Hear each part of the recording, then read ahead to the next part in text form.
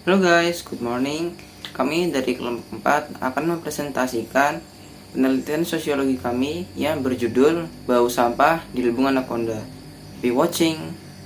Topik pembahasan ada tujuan penelitian, temu lapangan, pembahasan, kesimpulan, dan solusi. Jadi tujuan penelitian itu ada 3. Yang pertama, agar masyarakat itu tidak membuang sampah lagi di lubung. Lalu yang kedua adalah untuk menghimbau masyarakat agar lebih peduli lagi terhadap kebersihan lingkungan.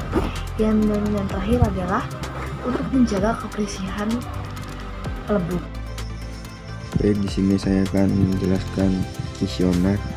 Berdasarkan hasil pengumpulan informasi melalui kuesioner, didapatkan bahwa dari 6 pemberi jawaban, 5 diantaranya menyampaikan mereka sangat terganggu ketika melihat melewati si jalan tersebut. Mereka mengangkat sangat terganggu dengan omoran bau yang menghasilkan dari sampah yang berbeda di jalan tersebut. Mereka juga memberikan beberapa solusi untuk mengatasi masalah tersebut. Di antaranya, 1.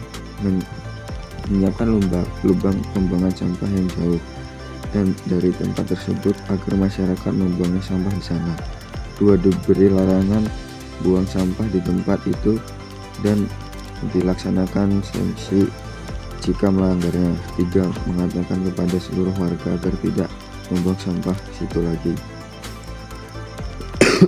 Pendapat saya di kebun anaconda tersebut memang sering mengeluarkan bau. Sebenarnya untuk cara melewati situasi itu mengganggu isi soalnya kan sampahnya juga berserakan di jalan. Tapi kalau soal bau emang mengganggu banget, bikin gak nyaman sampai lewat situ. Dan observasi, setelah kami melakukan observasi, diketahui bahwa masih banyak sekali masyarakat yang membuang sampah di lubung. Masyarakat membuangnya dengan melemparnya sembarangan ke dalam lubung. Dalam sehari bisa 3-4 orang yang membuang sampah di lubung tersebut. RT atau RW setempat sudah menyediakan TPS. Di awal memang warga rajin membuangnya ke TPS tersebut, namun semakin lama warga semakin kembali membuangnya ke lubung. Kemudian observasi.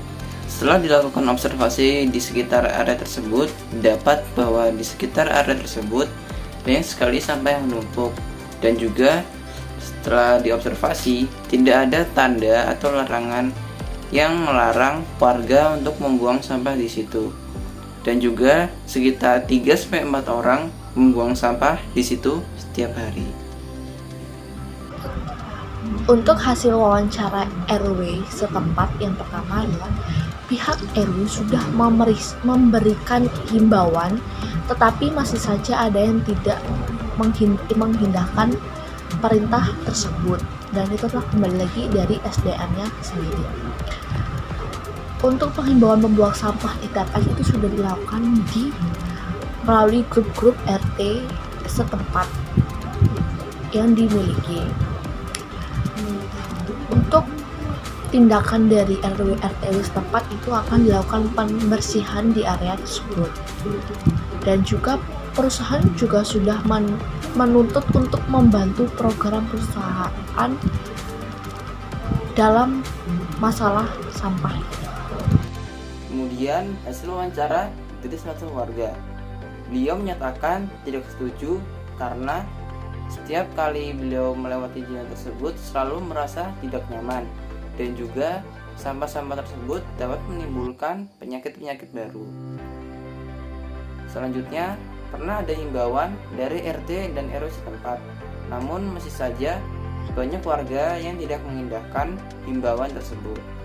Kemudian beliau merasa resah karena dampak kedepannya bisa saja berbahaya.